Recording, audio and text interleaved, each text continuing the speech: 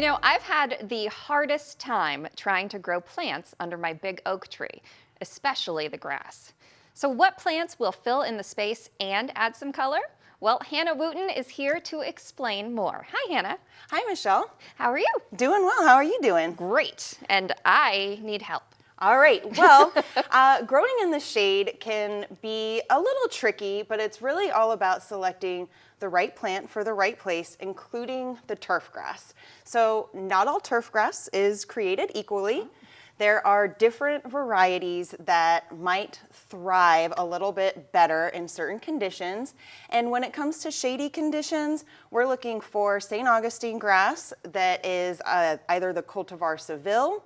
UF has a new one called Citra Blue. And there's also one called Pro Vista out there. They all do a little bit better. They're more tolerant of the shade. Okay. But turf grass, it'll never fully thrive the way it does in full sun. So you have to reduce your expectations and change a couple management practices. So if you're the one mowing it, or if you have a company that's dealing with it, you want people to be mowing a little bit higher and pulling back on the fertilizer. You'll have oak leaves to deal with. Go ahead and mow them in. That'll add some nice organic matter. It'll help with the nutrient management and the water management for that turf that's underneath the oak tree. But would you be interested in any other types of plants in addition to turf under there? Yes, definitely. I am a huge fan of color, as you can see. Yes, I love that shirt, by the way. Thanks. So there's some great plants, and I did bring a few really nice selections that can bring in some color into your shady landscape and really complement all of the patterns and shadows and the play on light that you also get in shady conditions, which makes things really fun. And as the light passes through these colorful plants, it'll just brighten them up. I love the patterns on them. Yeah, they're really cool. And some of these plants, some of them will actually do well in sunny conditions and shady conditions. Like you'll see, I want to talk about the colorful plants that start with the letter C. We've got our crotons, our cordylines, our Coleus, and our calatheas. Oh, wow. These two, they'll do pretty well in sunny and shady conditions, and they're pretty hardy plants overall. So this one is a cordyline, also known as a tie plant. This is our croton here, and these come in different shapes and sizes. Both of them do, from crinkled leaves to different color leaves, so it's fun as you start. You can easily become a little obsessed and become a collector with these things.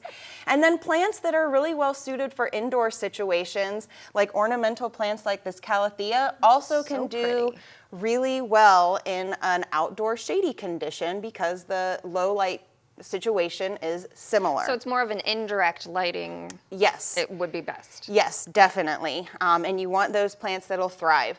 We've got bromeliads. There's a lot of variety in bromeliads, and they can be a little bit lower maintenance too and bring in a lot of variety and color under those oaks. So do they come in purple? And I feel like there's a couple different colors. Yeah, so there's you can get those. purples, there's reds, there's kind of freckled greens. Oh. There's all different kinds. And again, this is one that people easily become bromeliad collectors. I really like it. Yeah, they're fun. They're really cool, and they'll even grow little pups off the side. So they'll kind of continue to expand their own populations, which is a nice quality without you having to do too much extra work in the landscape. What about this little guy? This is a Coleus, and these also come in a variety of shapes and colors. They're also really easy to make more of, to propagate. You can take cuttings really easily. You can stick those cuttings and you can grow more of them. So that's a really fun one for you to